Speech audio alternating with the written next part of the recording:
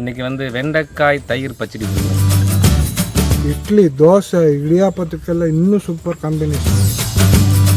நீங்கள் ஒரு விருந்து வைக்கும் போது கூட இந்த மாதிரி புது புது ரெசிபியாக சேர்த்து செய்யுங்க, கண்டிப்பாக வரவங்க பாராட்டும். என்ன 2 பேரும் ஹைட்டா இருக்காங்கன்னு பார்த்துட்டு இருக்கீங்களா? பார்க்கவே இல்லையா, கேட்கவே இல்லையே. சொல்லுவோம், வந்துக்கிட்டே இருந்தோம், தோட்டத்தில் பூந்துட்டோம், அவ்வளோதான்.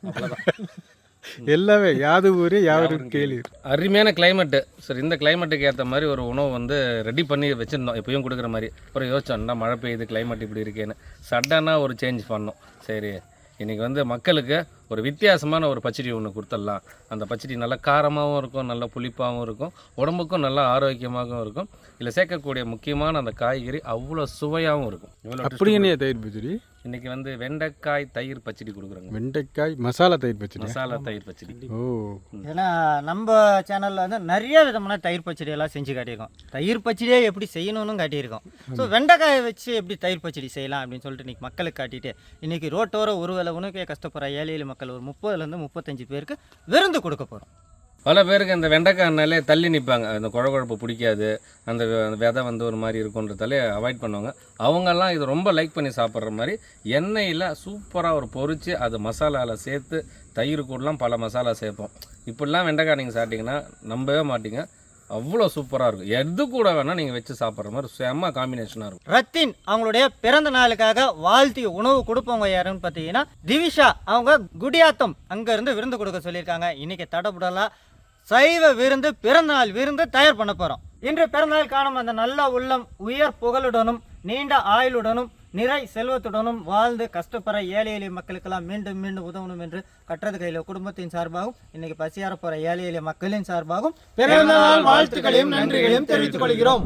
ரத்தின் அவங்களுடைய பிறந்தநாளுக்காக இன்னைக்கு ஸ்பெஷலாக வெண்டைக்காய் தயிர் பச்சடி செய்ய போகிறோம். அதுக்கு தேவையான பொருட்கள் பார்க்க போகிறோம். செக்கெண்ணெய், கடல் எண்ணெய், கடுகு உளுந்து கலப்பு, ஜீரகம், கருவேப்பிலை, பெரிய வெங்காயம், பச்சை மிளகாய், பூண்டு அரவை, இஞ்சி அரவை, மஞ்சள் பொடி, தனி மிளகாய் பொடி, மல்லிப்பொடி, ஜீரகப்பொடி, கரம் மசாலா, தூள் உப்பு, மல்லித்தலை.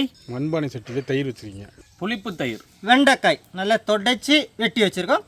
வெண்டைக்காவை கழுவவே கூடாது, அதனால் தொடச்சி வெட்டி வச்சுருக்கோம். 2 உருளி வச்சுருக்கேங்க இந்த வெண்டைக்காய் தயிர் பச்சடிக்கு.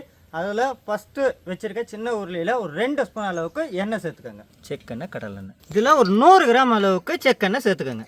2 உருளி ஒன்றா தான் வைக்கணுமா? இப்போல்லாம் வீட்டில் வந்து யாரும் விறகடுப்புலலாம் சமைக்கிறது இல்லை, கேஸ் தான். ஃபஸ்ட்டு சிங்கிள் கேஸ் வந்துச்சு, அப்புறம் டபுள் கேஸ் வந்துச்சு, 3 கேஸ் வந்துச்சு, இப்போ 4 கேஸ் வந்துச்சு. சீக்கிரமாக வேலை முடிக்கணும்னா இந்த மாதிரி தான் ட்ரை பண்ணுறேன். தம்பிக்கு மட்டும் விறகு அடுப்பு கொடுத்துருக்கீங்க. இப்போ புதுசாக இன்னொன்று வேறு வந்திருக்குண்ணே, 6 + கீழே ஓவன். ஒவ்வொரு ரெசிபிக்கும் கோட் நம்பர் இருக்குது. நீங்கள் கோட் நம்பரை போட்டு தட்டி விட்டு பொருளை மட்டும் வெயிட்டு போட்டு உள்ளே வச்சா போதும், அதுவே வெட்டிக்கும், அதுவே கட் பண்ணி நமக்கு கேட்குற ஐட்டத்தை வெளில வந்துடும். அப்பா, வீட்டில் ஒரு 6 பேர் அளவுக்கு வெண்டைக்காய் இந்த தயிர் பச்சடி பண்ணுறீங்கன்னா ஃபஸ்ட்டு எண்ணெயை வந்து இந்த மாதிரி நல்லா சூடு காட்டி ஒரு 3/4 டேபிள் ஸ்பூன் அளவு மஞ்சள் தூள் சேர்த்துங்க. எண்ணெயிலே மஞ்சளை நல்லா கரைச்சிட்டோன்னா அதுக்கப்புறம் வெண்டைக்காவை நம்ம எண்ணெயில் பொரிக்கும் போது கலர் எல்லாத்துலேயும் ஏறும். 1/4 கிலோ அளவுக்கு வெண்டைக்காய். வெண்டைக்காவை நல்லா இதிலே வதக்கிக்கிறோம். அந்த குழகுழப்பு தன்மை போகும், வெண்டைக்காய் வந்து நல்லா வதங்கி வரும். அந்த மஞ்சள் எல்லா வெண்டைக்காயிலையும் அழகாக ஏறும். நீங்கள் இப்போ மஞ்சள் போட்டிங்கன்னா அங்கங்கே திப்பி மஞ்சள் நிற்கும். ஒரு பக்கம் பார்த்தீங்கன்னா வெண்டைக்காய் வதக்கிட்டு இருக்கோம், இன்னொரு பக்கம் உருளி வச்சுருக்கோம். இதில் தாளிப்பு சேர்க்கப்போம். 1 ஸ்பூன் அளவுக்கு கடுகு உளுந்து கலப்பு, 1 ஸ்பூன் அளவுக்கு ஜீரகம், 1 கொத்து கருவேப்பிலை,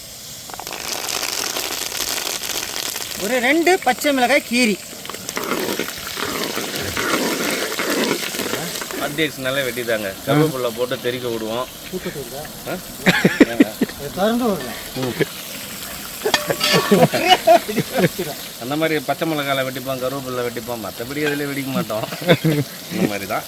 ஸோ எதுக்காக வந்து தாளிப்பு, இந்த தயிர் கிரேவிக்கு வந்து தாளிப்பு ரொம்ப முக்கியம். நல்லா வாசனையாக இருக்கணும். வெண்டைக்காய் அந்தளவு வதக்கி எடுக்கும் போது இந்த வாசனைகளோடு சேர்க்கும் போது சாப்பிடும் போது ருசி தனியாக தெரியும். ஒரு 2 பெரிய வெங்காயம்,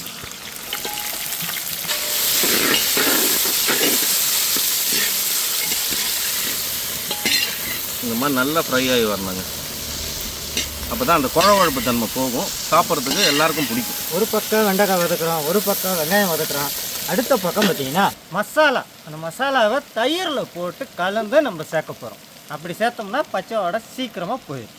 ஏன்னா பொதுவாகவே தயிர் பச்சடினா சீக்கிரமாக செய்யக்கூடிய பொருளில் பச்சடியே ஒன்று, அதனால் இந்த ஐடியா. ஒரு 200 ml அளவுக்கு தயிர் எடுத்துங்க. அதுலேயே 1/2 ஸ்பூன் அளவுக்கு மஞ்சள் பொடி, ஏன்னா வெண்டைக்காயிலையும் சேர்த்துருக்கோம் இல்லைங்களா.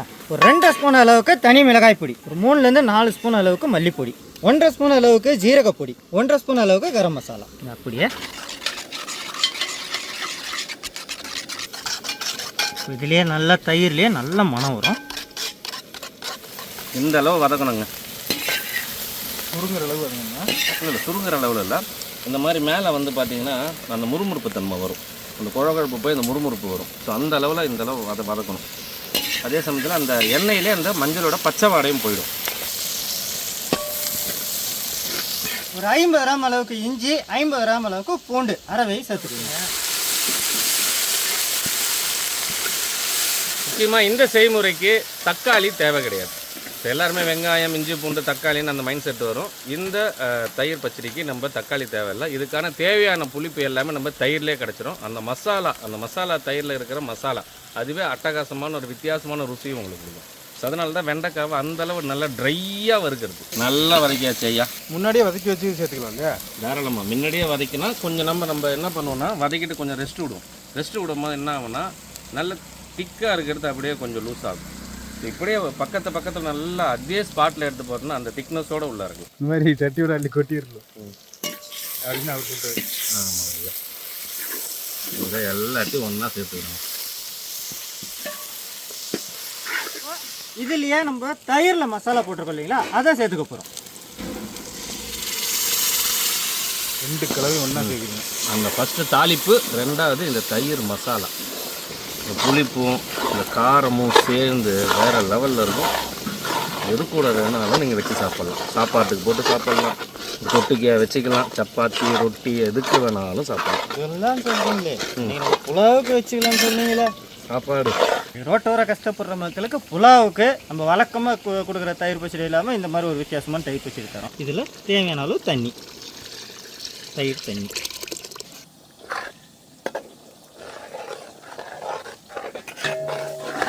நிறைய கிராமத்துலலாம் பார்த்தீங்கன்னா வீட்டிலே தயிர் வந்து போட்டு வச்சுருவாங்க. பசுமாட்டு தயிர், எருமை மாட்டு தயிர்னு போட்டு வைப்பாங்க. அது வந்து புளிப்பு இருக்காது.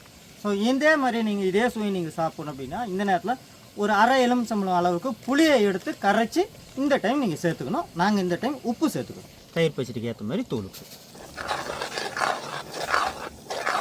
மாஸ்டர் சொன்ன மாதிரி நமக்கு தயிர் புளிப்புலாம் தாராளமாக நம்ம வந்து புளி சேர்க்கலாம்.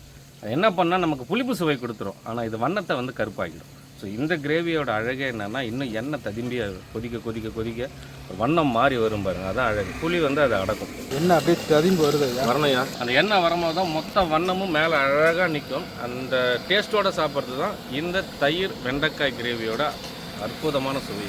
இப்படி தாங்க இருக்கணும். ஸோ இந்த மாதிரி ரெட்டை வண்ணத்தில் அழகாக எண்ணெய் ததும்பி சூப்பராக இருக்கணும். அந்த வறுத்த வெண்டைக்காவை பொரிச்சு எடுத்து பார்த்தீங்களா, அந்த எண்ணெய் எல்லாம் பிரிஞ்சு மேலே வரணும். கடைசியாக இந்த நேரத்தில் நறுக்குன்னு கொத்தமல்லி அப்படியே போட்டு அடுப்பு நிறுத்துறேன். இந்த அளவில் திக்காக இருக்கணும். இப்படி தான் கொடுக்கணும். அது அப்படி எடுத்தால் இந்த மாதிரி நிற்கணும். அப்படி இவ்வளோதாங்க. இதை அப்படியே இப்போ சாப்பிட்டு நாங்கள் ருசிக்க போகிறோம், சுவைக்க போகிறோம். கண்டிப்பாக நீங்களும் ட்ரை பண்ணி பாருங்கள். ஒரு வித்தியாசமான வெண்டைக்காவை இப்படியும் சாப்பிட்டு பாருங்கள். இவ்வளோ நேரம் மக்கள் ரத்தின் அவங்க பிறந்தநாளுக்காக எப்படி தயிர் வெண்டைக்காய் பச்சடி செய்கிறதுன்னு பார்த்துருப்பாங்க. அடுத்தடுத்து பிறந்தநாள் விருந்து தயாராகிட்டே இருக்க பாருங்கள். சூப்பரான மீல் மேக்கர், தரமான வெஜிடேபிள் புலாவ் தயாராகிருச்சுன்னா சூப்பர்ப்பா. கையளவு அரிசியை பாருங்க எவ்வளோ நீட்டாக எப்படி இருக்கு, நீட்டமாக. நெய் சோறு, தயிர் பச்சடி, மசாலா தயிர் பச்சடி. இது போக இன்னும் விருந்தெல்லாம் தயாராகிட்டே இருக்குங்க. நாங்கள் இதை சாப்பிட போகிறோம். பசிக்குதா? இல்லைங்க, பசின்றது விட இப்போது நம்ம வந்து இந்த நெய் சோறு மீல் மேக்கர் 60 வச்சு ஒரு பக்கம் கட்டுவோம், ஒரு பக்கம் தயிர் பச்சடி கட்டணும். அதுக்குள்ளே அடுத்த வேலைகள் நடக்கும். நடக்குது. அப்படியே நெய் சோறோடு பிசைஞ்சு பரட்டும் போதே மனசு சேர்ந்து பரட்டுங்க. இதாங்க என் வாழ்க்கையில் ஃபஸ்ட் டைம் இந்த மாதிரி ஒரு தயிர் பச்சடியை சாப்பிட்றேன். செம்மையான தயிர் பச்சடி, ஐ லவ் இட். தக்காளியே சேர்க்கலங்க, இருந்தாலும் அளவான புளிப்பு, இந்த தயிர் பச்சடிக்கு உண்டான அந்த தயிரோட சுவை, போட்ட மசாலாவுடைய ஒரு மனம், குறிப்பாக சொன்னால் வெண்டைக்காயில் அந்த வழவழப்பு தன்மை இல்லாமல் சாப்பிட்ற சாப்பாட்டுக்கு சும்மா அட்டகாசமாக இருக்குங்க. ஒரு வித்தியாசமான தயிர் பச்சடி கெஸ்ட்டுங்களுக்கெல்லாம் கொடுக்கணும் அப்படின்னு நினச்சிங்கன்னா இந்த தயிர் பச்சடியை கண்டிப்பாக ட்ரை பண்ணி பாருங்கள். அவங்க இந்த தயிர் பச்சடிக்காகவே உங்களுக்கு அடுத்த டைம் தேடி வருவாங்க. இது புலாவுக்கு மட்டும் இல்லைண்ணே, இட்லி, தோசை, இடியாப்பத்துக்கெல்லாம் இன்னும் சூப்பர் காம்பினேஷன். உண்மையிலுமே மஸ்ட் ட்ரை தான். சூப்பராக இருக்குங்க. அந்த ஆரம்பத்தில் போட்ட அந்த தாளிப்பு கடைசி முடிக்கும் தெரியுது, அந்த ஜீரகம் டேஸ்ட்டோட மெல்லும் போது அந்த நம்ம எண்ணெயிலே நல்லா வதக்கி எடுத்த வெண்டைக்காய் அந்த ஹார்ட்னஸ் குறையாமல் அப்படியே இருக்குது, குழகுழப்பு இல்லாமல் அவ்வளோ சூப்பராக இருக்குது. இந்த ரைஸுக்கு அவ்வளோ ஆப்டாக இருக்குது. தம்பி சொன்ன மாதிரி எது கூட வச்சு வேணாலும் செம்மத்தியாக சாப்பிட்லாம். நீங்கள் ஒரு விருந்து வைக்கும் போது கூட இந்த மாதிரி புது புது ரெசிப்பியை சேர்த்து செய்யுங்க, கண்டிப்பாக வரவங்க பாராட்டுவாங்க. நம்ம சாங் மாஸ்டர் ஸ்டைலில் சாப்பிடுவோம். உண்மையிலே எல்லா விருந்துமே அட்டகாசமாக இருக்குங்க. இந்த விருந்தெல்லாம் ரத்தின் அவங்க பிறந்த நாளுக்காக தடபுடலாக விருந்து செஞ்சுருக்கோம். இப்போ அதை கொண்டு போயிட்டு ஒருவேளை உனக்கை கஷ்டப்படுற ஏழை எளிய மக்களை பார்த்து தேடி தேடி கொண்டு போய் கொடுக்க போகிறோம். நம்ம புஷ்பா கையால் ரத்தின் அவங்க பிறந்த நாளுக்காக கேசரி போட்டாச்சு. என் கையால் பார்சல் உங்கள் கையால் பண்ணுங்க. ஓகே, ரத்தின் அவங்களோட பிறந்த நாளுக்காக சூப்பராக நம்ம சுவைச்சு பார்த்தாச்சு. அப்படியே பார்சல் பண்ணிக்கிறோமா?